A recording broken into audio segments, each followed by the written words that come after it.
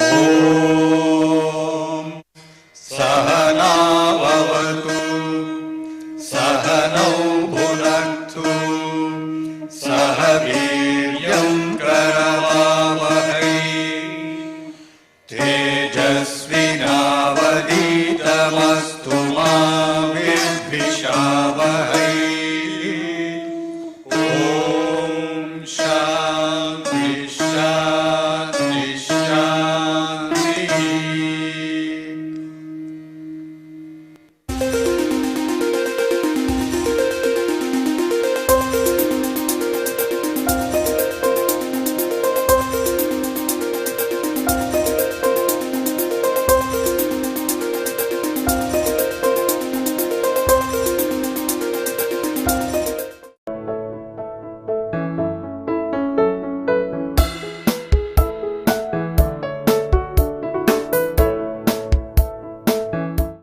So, towards the end of the last lecture, we were talking about design of experiments, and lecture 7 on mechanical measurements, which is the current lecture, we will also look at the design of experiments in somewhat greater detail.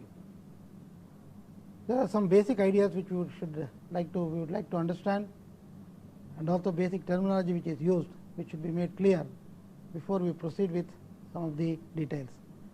If you look at the first slide, what we are going to cover in this lecture is to talk in the general about design of experiments, some basic ideas involved in the design of experiments, which of course depends on the type of experiment, the type of measurement we are interested in, what is the end purpose of the measurement.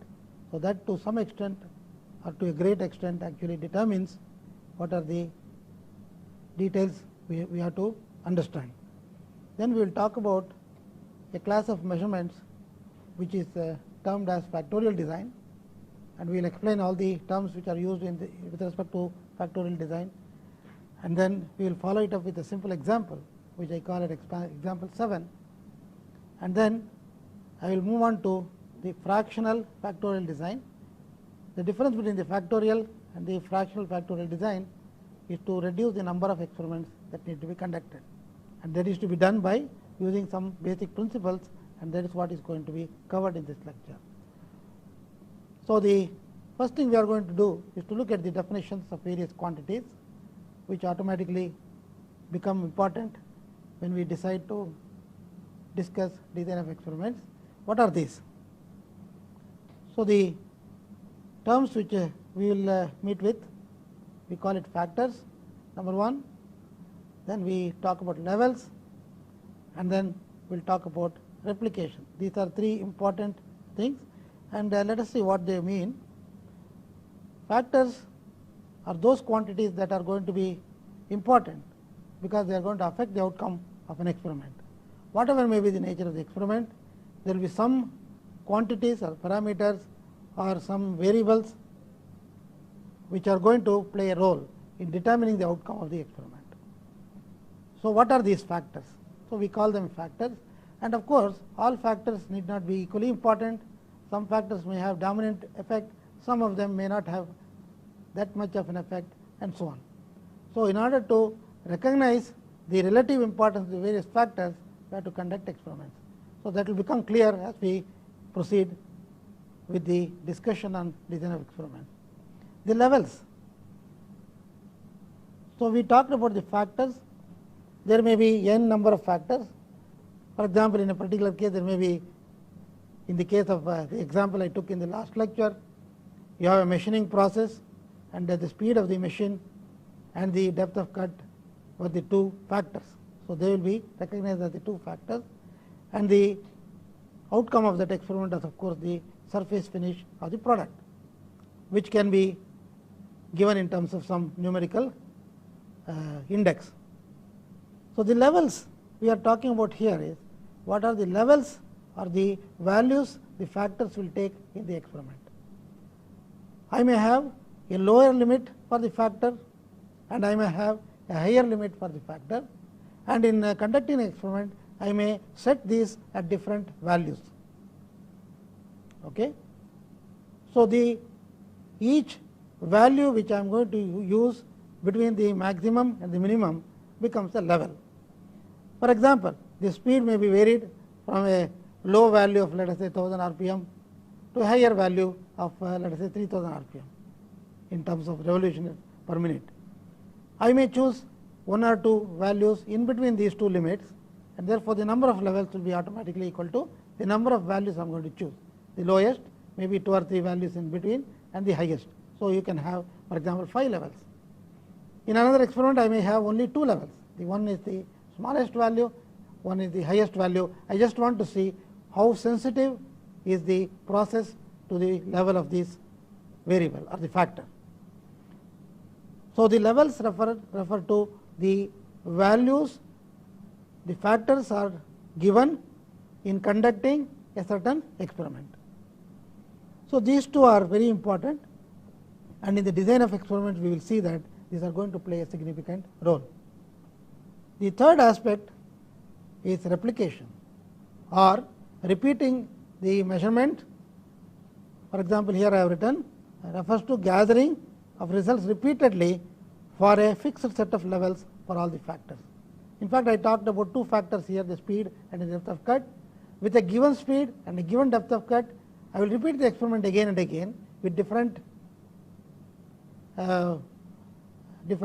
stock or different material, or same material I may have different specimens, and I am going to vary the speed and vary the depth of cut. But in particular experiment I am going to keep these 2 values at fixed levels, and at those fixed levels I am going to repeat the experiment again and again. The replication is necessary to address the concerns regarding repeatability and also the spread or the variation in the outcome of the experiment. So, this is basically replication is to get statistical information about the process that is being modeled or being studied. So, the questions we are going to ask when we have identified a certain process or a certain experiment we have in mind, and before we conduct the experiments we must find out what are the factors which play a role, and in fact some of these factors may be important in their own right, may play a role independently. That means some factors may have independent effect on the outcome of the experiment. Some of them may also interact amongst each other.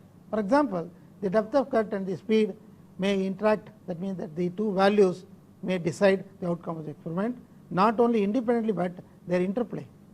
That means we can, in other words, we can think in terms of some independent factors. That means that the outcome of the experiment is directly dependent only on that effect. For example, if I were to conduct an experiment with different values of one factor while fixing the other factor at a fixed value, I will be able, if the effect is independent of the factor which is fixed, then I should get the same values. The independent effect should be only manifested because of the variation in the value of the level of the factor which I am varying. However, sometimes more than one factor will interact with each other, and there may be different types of interactions, and we will look at this later.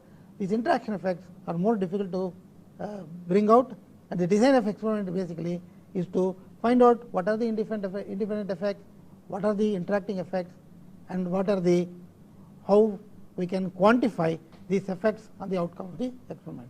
So, the question rightly will be how do we find this, whether the factor is independent or there is interaction. In fact, sometimes we also call the important factors as main factors, and the interactions sometimes may be classified as less important factors.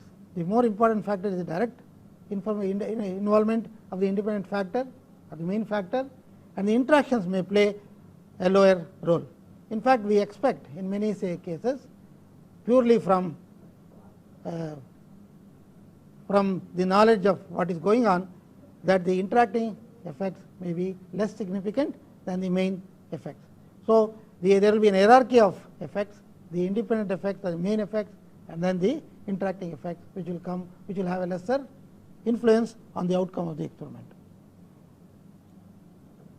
There are several ways of designing an experiment or a set of experiments.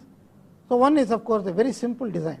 It is simply called the simple design, in which what I do is, if I have several factors which can vary in an experiment, I will vary one at a time, vary only one factor at a time, keep all others fixed at some values. I will come back to this simple design later when we talk about some difficult experiments where it may be necessary to do that. So, vary one factor at a time, and many times when we do this, we assume that factors do not interact. This information about whether they interact or not has to come from some independent experiment or some independent argument or some theoretical consideration. The only problem with this simple design is that a very large number of experiments are needed to get any significant amount of information about what is happening. So, the simple design is avoided most of the time, but there are cases where there is no alternative but to go for a simple design. So, we will come back to this simple design a little later on. Okay, let us look at the next way of doing it. We want to study the effect of each of the factors on the outcome of the experiment, and we can use what is called a full factorial design. Factorial here stands for all the factors being taken into account in running the experiments and then trying to get the information regarding the effect these various factors have on the outcome of the experiment. So, if I look at the full factorial design, what it tries to do is to test every combination of factor levels. Suppose I have 5 levels for a factor, all the 5 levels I will conduct the experiments. For each value of these, I will also have all the levels for all the other factors that are going to be playing a role in the particular experiment. The disadvantage of full factorial design is of course that a large number of experiments are needed again, but the advantage of this is that all interactions are going to be captured. We will explain this of course with a simple example. Example 7, I am going to work it out on the board. It will become clear as to what we are talking about. So, the advantage of a full factorial design is that it is going to give you information about all the parameters or all the factors which are going to decide the outcome of the experiment. So, let us get on with the idea of full factorial design, and let us explain the basic things about full factorial design, and I will work out the simplest example which will be consisting of 2 factors and 2 levels. But this is like a representative case. Once we understand how 2 factors and 2 level experiment works, it is easily possible to extend the arguments to generalize for any number of factors, any number of levels. Therefore, whatever basic information is required for the design of experiment is already present totally in a 2 factor 2 level experiment. So, let us look at the way we are going to go about. So, we have 2 factors. This is the example I am taking. I will take a specific example where I will indicate what the factors are as we go along. We have 2 levels.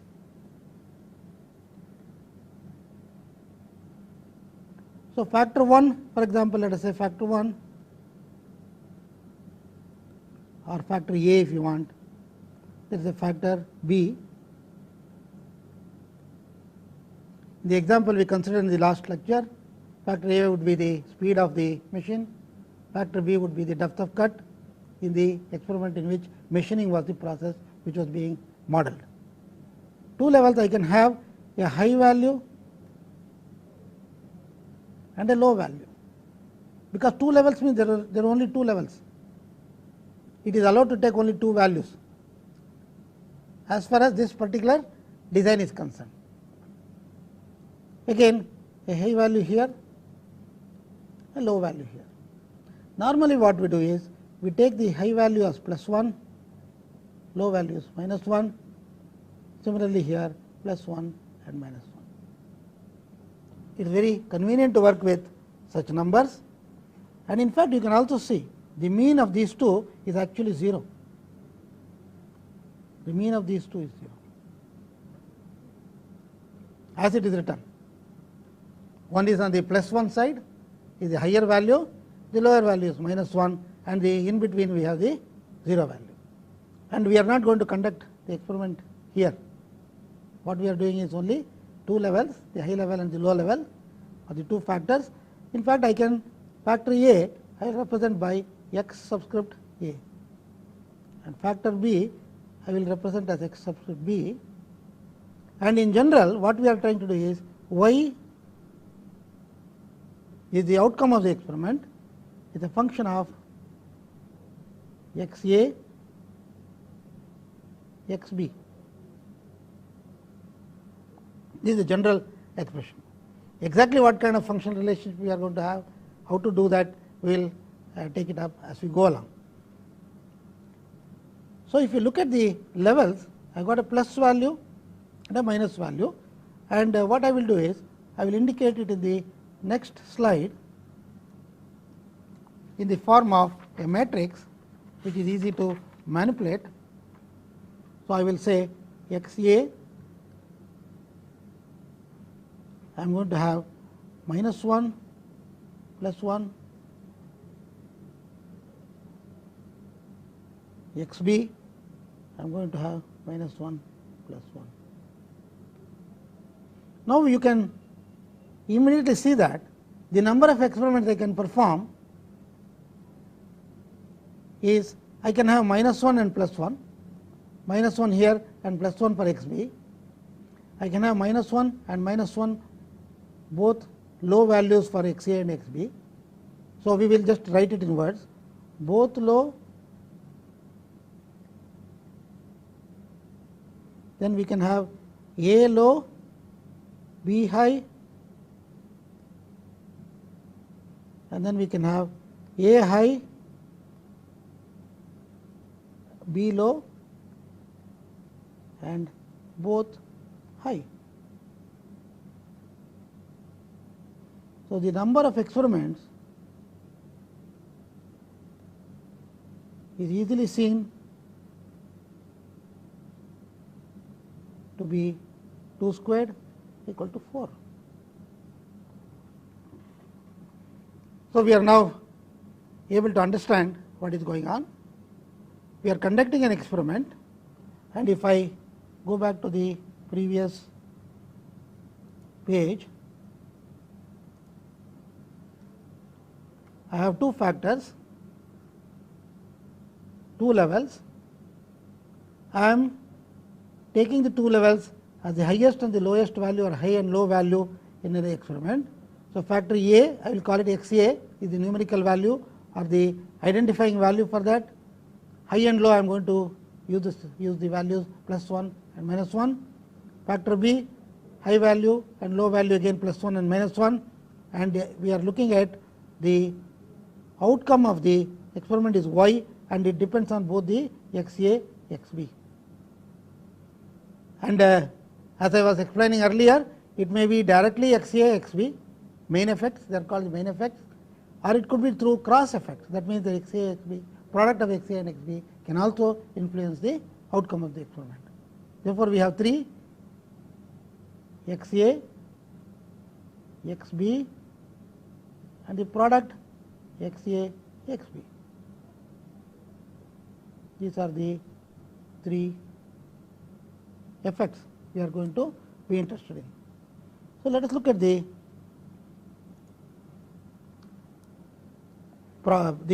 matrix we have written here. So, I said that we can have -1 +1 for x A and -1 and +1 for x B. Therefore, if I do the experiment, I can have both low, one of them low, the other high, and vice versa, and then both high, and that represents number of experiments equal to 4. So, let us look at this in slightly more detail.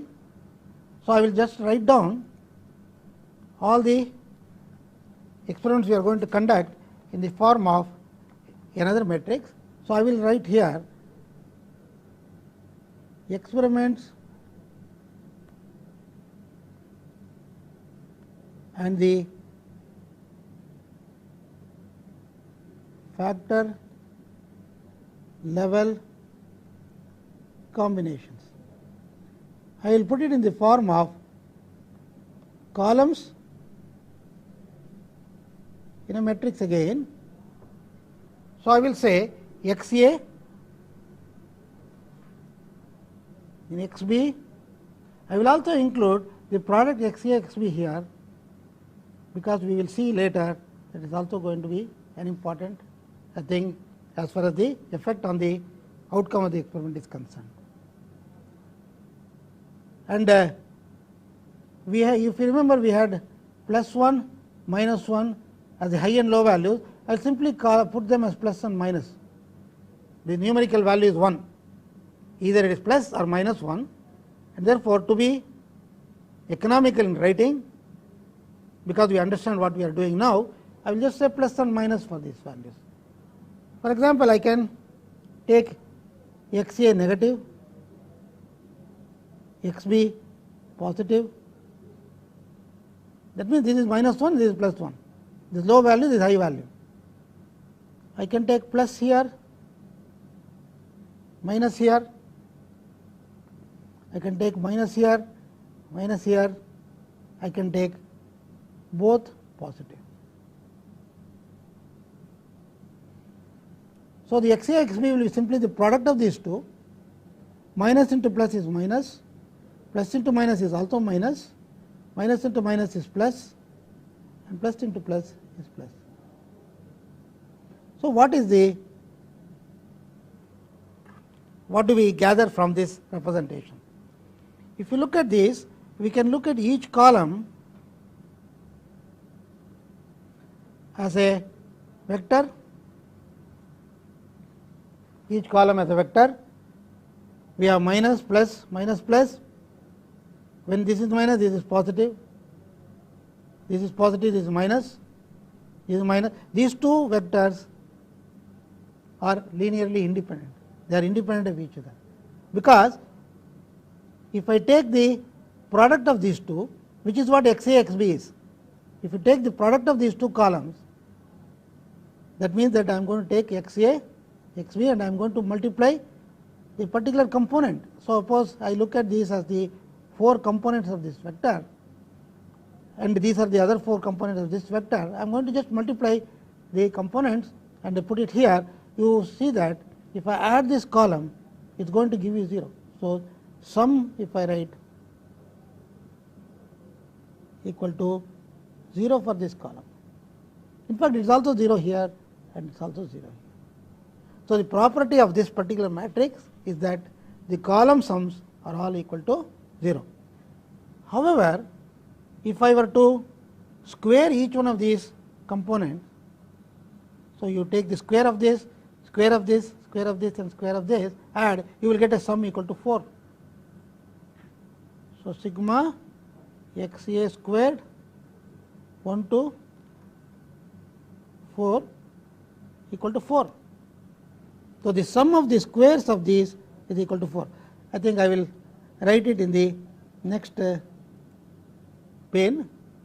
So, what I am doing is this: sigma x a 1 to 4 equal to sigma x b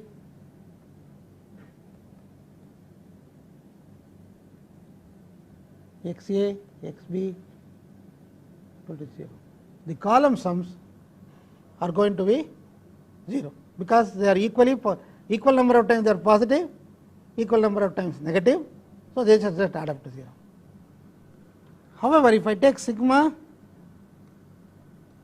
x a squared, this will be equal to 4 sigma x b squared. So, just to explain what I am trying to do, I am just trying to understand the idea of or understanding the basic properties of these coefficients which I am using for the measurement process, because this is going to play an important role in the way we are going to interpret the result of the experiment. Okay. So, now let us look at the relationship between y and x a and x b and maybe the product x a x b. This can have up to 4 parameters. Why is it so? Because I am conducting 4 experiments, I have got 4 y values and the corresponding values of the x a, x b and the product x a, x b. Therefore, I will be able to fit a curve or find a relationship which can support only 4 parameters. Therefore, I will think in terms of what is that function which can have 4 parameters. I will take the simplest I can think of will be a linear relationship. So, I will say y equal to, the first one will be of course a constant, because the value of y can have a value independent of these parameters, that is equal to, in fact we will show later that there is the mean value p naught plus p 1 or p a x a plus p b x b plus I will say p a b x a x b. This is the relationship between y and the parameters x a, x b and the interaction parameter. X a, x b is nothing but the interaction between the 2 factors. That means, when I have only 4 experiments, 2 parameters and 2 levels, 4 experiments I perform, this is all I can do. I cannot have any other relationship between y and the quantity x a, x b and the product of x a, x b. So, how do I find out these values? If I find out the outcome of the experiment with the different, there are 4 experiments I am conducting. In each experiment I know what is the outcome of the experiment y. So, now I will have 4 values and I will substitute those 4 values here and I will find out what is the corresponding values of x's in the right hand side, and then I will get 4 equations. So, 4 equations, 4 unknowns, p naught, p a, p b and p a b, and therefore, I will be able to determine these 4 constants from these 4 experiments. So, for doing that I will take a simple example which will clarify, because I am going to use some numbers, and therefore, let me take an example which was also mentioned in the last lecture, the same machining example. I have the surface finish. I am just taking one example which is familiar to us as mechanical engineers. You can take any number of examples are possible. Surface finish will be represented by y. The speed of the machine,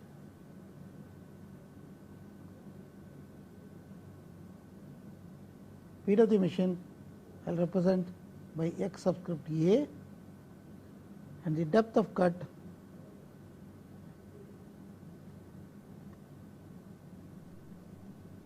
as xp. In real machining process there may be many other parameters which may play a role, but we have taken a very simple one where we have ignored any other parameters or factors coming in the picture. We have only 2 factors. So, these are the 2 factors, speed of machine and the depth of cut, and the outcome is the surface finish. That means, the assumption is that if I vary the speed of machine or depth of cut, the surface finish must depend on the 2 values which I choose for this. Again, I can identify high value and low value. For example, the speed of the machine may be 200 rpm or 2000 rpm and 4000 rpm arbitrarily. So, one of them will be minus 1, the other will be plus 1. So, we do not have to worry about the actual number. One of them is given minus 1, the other one is plus 1. You can always transform the coordinates such that these two values you get. Depth of cut, it may be 10th of a millimeter, it may be 0.25 millimeter. So, you can have two upper limit and lower limit, and those will become minus 1 and plus 1 respectively. Okay, depth of cut. So, surface finish I am going to measure using some instrument. This is measured after the measuring process is done. We are going to conduct the experiment by machining the part. After the machining, I am going to take it out and measure the surface finish using some instrument, and I want to link the value of y to the value of x a and x b which were used in the experiment. So, the measured values of the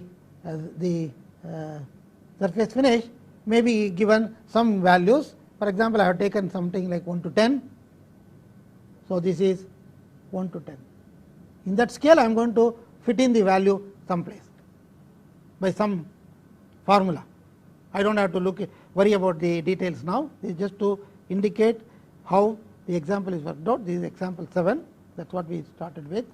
So, I am going to look at the surface finish, speed of machine, depth of cut, and make a tabulation of the results of the experiment. So, the results of the experiments are tabulated in the following way. So, I have minus 1, plus 1, or in the terminology I am going to just say minus 1, minus 10 plus for the speed of the machine, this is x a.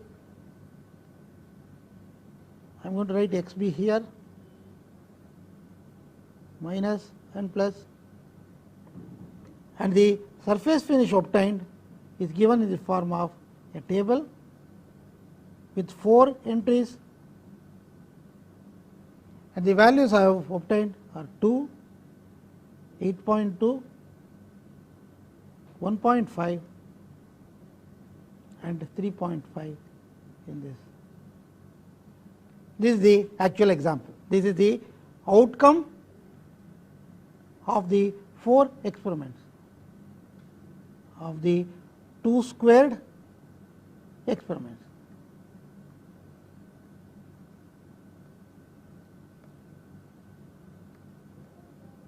So, the outcome of the 2 squared experiments are 4 experiments, minus plus, these are the values of the factors, these are the levels, and then these are the values 2, 8.2, 1.5, 3.5. Of course, this table itself immediately tells me that somewhere here I have a likelihood of getting good finish, because the outcome of the experiment is the surface finish, and in my terminology 10 would be a very good value for the surface finish, 1 would be very poor value for the surface finish. So, I am talking in terms of some relationship between the numerical value and the surface finish or the quality. So, now I will write the 4 equations using the model which we have proposed. So, if you remember, y equal to, I will just write the model here, P naught plus P a x a plus P b x b plus P a b x a x b. So, I will go into, there are 4 values in the table, and each one of them I can write the corresponding equation here. So, if I want to refer to it, I can just write here in capsule form. I have the 4 values, this is minus plus, these are the 4 values, 2, 8.2, I think 1.5 and 3.5. So, I am just going to see. So, this value, let us say 2, that is equal to 2 equal to P naught, both are minus. So, minus P a, minus means minus 1, minus P b x a x b is 1, therefore, this becomes plus p a b. This corresponds to the first entry in the table. The next one, 1.5, P naught does not change, that is a constant. The value is minus P A plus P B. Now, this becomes minus P A B, because the sub product of x a and x b is now minus into plus is minus equal to minus 1. The third one is I am going to have 8.2 so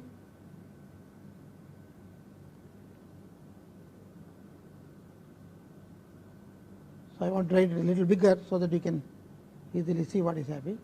8.2 equal to P naught, that corresponds to this where the x a is plus 1, x b is minus 1, therefore, this becomes plus P a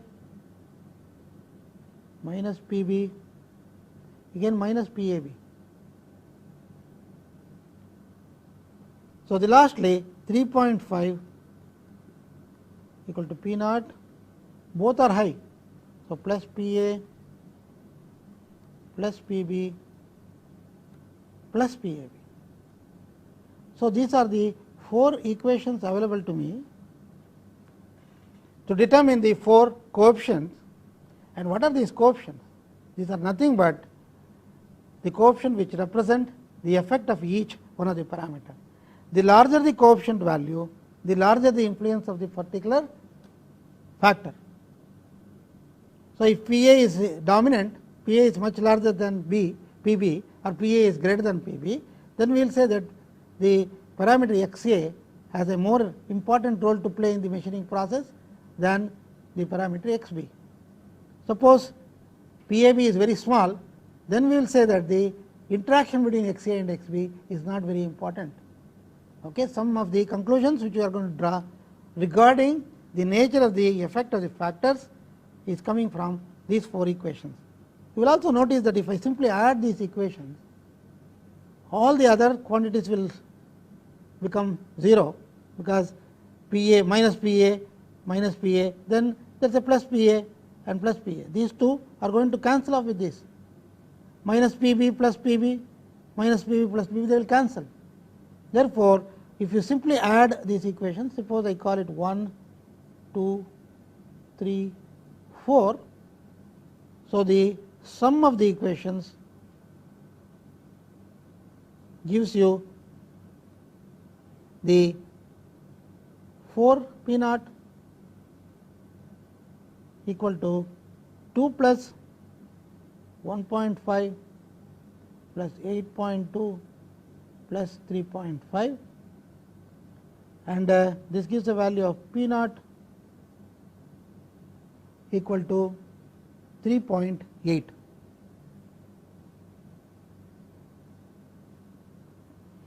That simply means that suppose the value of the x a and x b were taken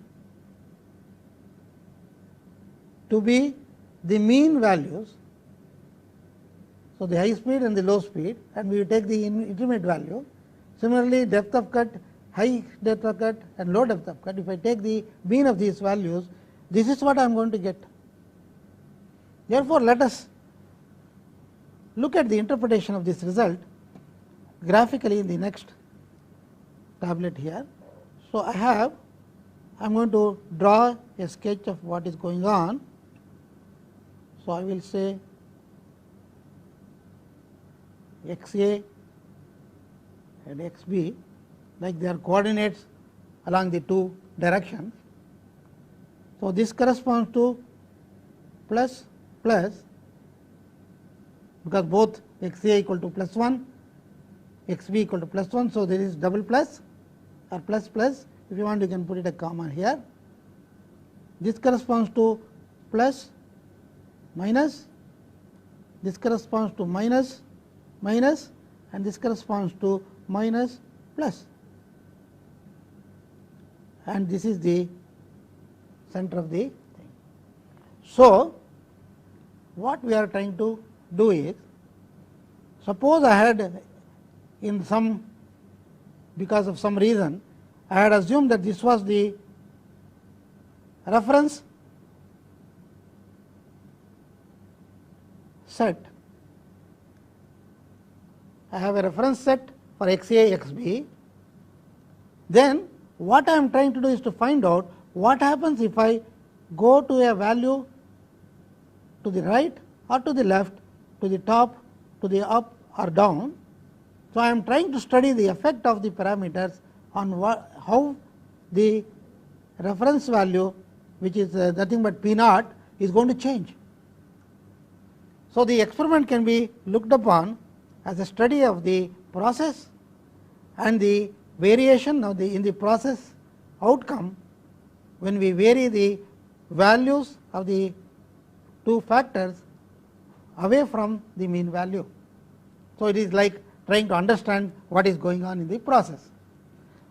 So, this is a very physical way of explaining what is happening, and what I did in the previous tablet was just to give the same in the form of mathematical expressions. So, P naught I have already obtained 3.8, and the student can certainly obtain the other values, and I will just give the values in the subsequent next tablet. I can write it here. So, before we do that, let me just indicate how the solution has to be obtained. I think some details can be mentioned here. So, by adding 1, 2, 3, 4, the 4 equations, I was able to get the average. Now, you notice that if suppose I want to find the value of P A, I have to make this plus. I have to make this plus, right. So, I will take minus of equation 1. So, minus 1, minus 2, 3, 4. What will happen if I do that? If I multiply by minus, this becomes minus 2, this becomes minus P naught, this becomes plus P A, this becomes plus P B, this becomes minus P A B. When I multiply this by minus, this becomes minus 1.5, this becomes minus P naught, this becomes plus P A, this becomes minus P B, this becomes plus P A B. And if you look at the column sums, excepting the column, this column, all other column sums will be 0 when I do this, when I add these things. Okay. In fact, the minus 1, this 3 minus 1, this is like 3 minus 1, 4 minus 2, right. Equation 3 minus equation 1 will involve, right, the difference between these two, and similarly 4 and 2, the difference between these two. These are referred to as contrasts. Okay. So, we take minus 1, minus 2, plus 3, plus 4, add to get P A. Then you can do the same thing with the next one. I have to make this plus and also this plus. So, minus 2, minus 1, plus 2, minus 3, plus 4, I get P V. So, you see that by very simple arithmetic operations, I am able to get all the values of the parameters. So, let me just give the parameters in the next tablet. So, the solution using the properties of the matrix are given by P naught. Of course, I already have given 3.8. So, P A works out to be 2.05. The student can verify these values by doing what I indicated, minus 1.3, and P A B, the interaction parameter, is given by minus 1.05. Now, I am going to ask myself the question, how do I interpret these results in terms of identifying what are the relative importance of the different factors on the outcome of the experiment. So, the question is, what is the relative importance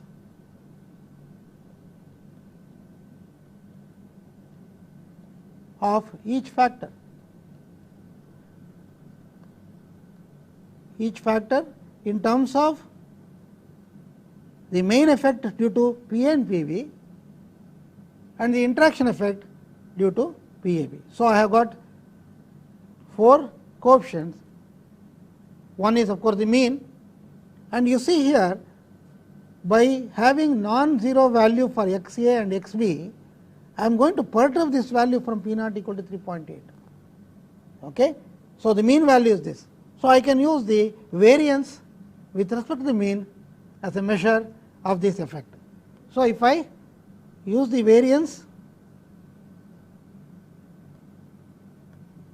I will tell you how to calculate the variance of the sample will be calculated as, I will call it as Sy squared, the sample variance. This is given by sigma 1 to 4 y minus y bar whole squared divided by n minus 1. If you remember, we have 2 squared minus 1.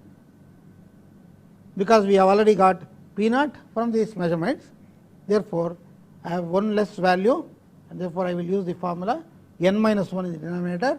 N is 2 squared minus 1, this is nothing but 1 over 3. Okay? And let us look at sigma yi minus y bar whole squared. I can take one of them and see what is happening. So, yi minus y bar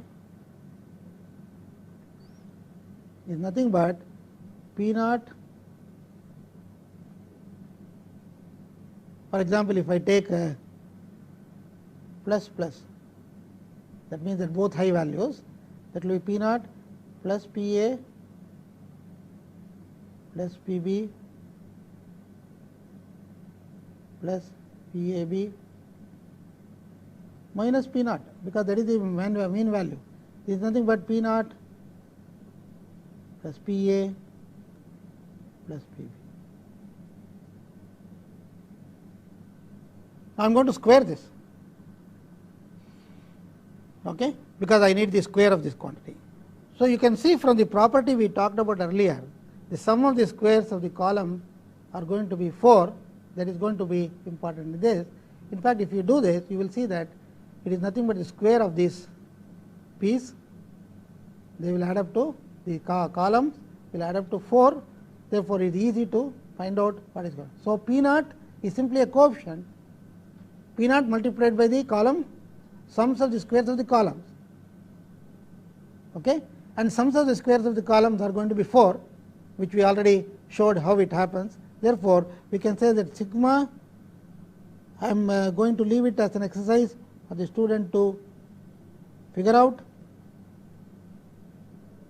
divided by 3 will be nothing but 4 PA squared. I am sorry, I left out one thing here,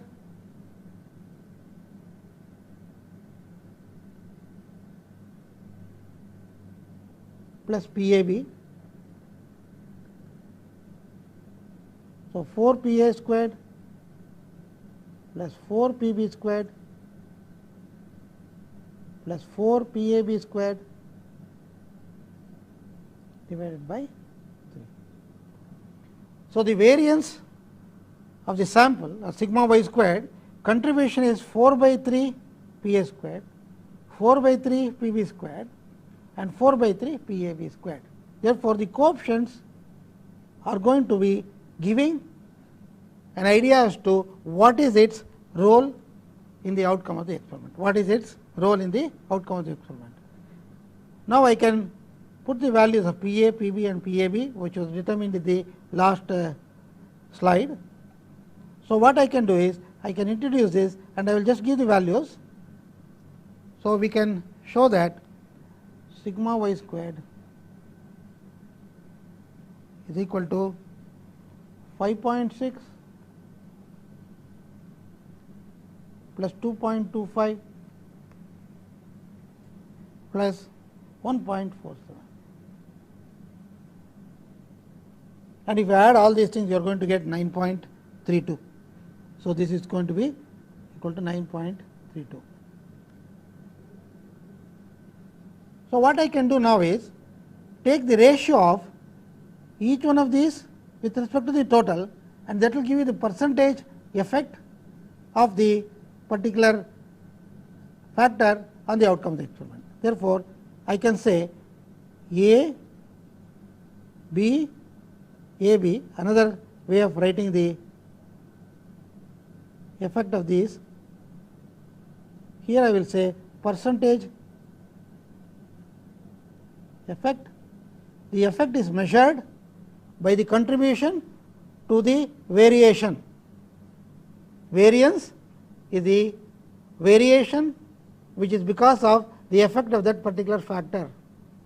So, we are looking at the contribution of each one of these. So, I will say 5.6 by 9.32 multiplied by 100, I will put it as a percent. This will be 60.1. Next one is 24.8, and the third one is 15.8. If you add all of them, you should of course get equal to 100. Sum is equal to 100. That means 60% of the variation in the outcome of the experiment is because of the speed of the machine. Therefore, speed has got a more important role to play in the process which we are talking about. The depth of cut has got an effect, but it is less than the effect of the speed, and the interaction between the two is not unimportant. It is also important in this case, but it is much lower than the effect of each one of the individuals. So, we will say these are the main effects. Main effects are 60 plus 24, 84.8%, and the interaction effect is about 15%. So, this is not necessarily ignorable or negligible in this particular case. Therefore, in this particular experiment or in this particular process, the speed, the depth of cut and the product of these two are all playing a significant role. However, the relative significance of each is determined by the relative magnitudes of the variances due to each one of these, and that is what we have tried to do there. So, let us get back to the slide in which we were looking at before we went to the tablet PC to write out the things. You will now appreciate that by doing the full factorial experiment, I am able to calculate all interactions. In this case, the interaction is only one interaction. XA multiplied by XB was the only interaction. If the number of factors becomes larger, the number of interactions also become larger, as we will see in a little while from now. So, let us look at what might happen if I do an experiment with a full factorial design. What will happen is that if the number of parameters or number of factors is large, the number of experiments needed to capture all the effects. In the previous case, I had only one interaction effect, XA product XB. In the case of many number of parameters, I will have many such combinations. I may have combination like XA XB, XB XC, like that. I may also have XA XB XC, product of three terms at a time. I may have XA XB XC XD, so 4 things taken at a time. So, there are large number of such effects may be important, or we may have to study them. And therefore, if we want to capture all these effects, the number of experiments to be performed becomes excessively large. For example, a 10 factor 2 level experiment requires 2 to the power of 10 or 1024 runs to bring out all the effects. In a laboratory experiment where we want to conduct these experiments, 1024 experiments are going to take months and months. If each experiment takes several hours, it is going to take a large amount of time and effort on the part of the experimenter. The question now is it possible to reduce the number without losing too much of the information? That means, we go for what is called a fractional factorial design. The idea of this fractional factorial design is to use not 2 to the power of 10 in the previous case. Instead of that, I will use 2 to the power of 10 minus 4, let us say. That means that I am not going to use all the 2 to the power of 10 experiments. I will choose from this 1024 experiments which are possible. I will choose the ones in a very careful manner, so that it will bring out the most important effects I am interested in. Because as you saw in the previous case, XA, XB are having more important role than the product XA, XB. So, in general, if the number of parameters is large, the main effects will be due to each one of these factors, and the product or the product of 3 quantities taken at a time, 3 factors at a time, and so on, they may become less and less important. If it is found from some other study, or somebody else has studied the problem before, or if we have some independent reason to believe that only certain interactions are important, why do you have to do all the experiments? You do only a certain number of experiments to bring out the important effects which we want to study, and that is what the fractional factorial design does. So, the result is that we cannot resolve all the interactions very clear, but some of the interactions may be unimportant. Therefore, what we will do is we will try to find out whether we can run a fewer number of experiments and get whatever information we want. So, this idea of fractional factorial design we will discuss in the next lecture, and also discuss the simple design which we talked about in very small minor detail in this lecture. We will try to continue with that in the next one. Thank you.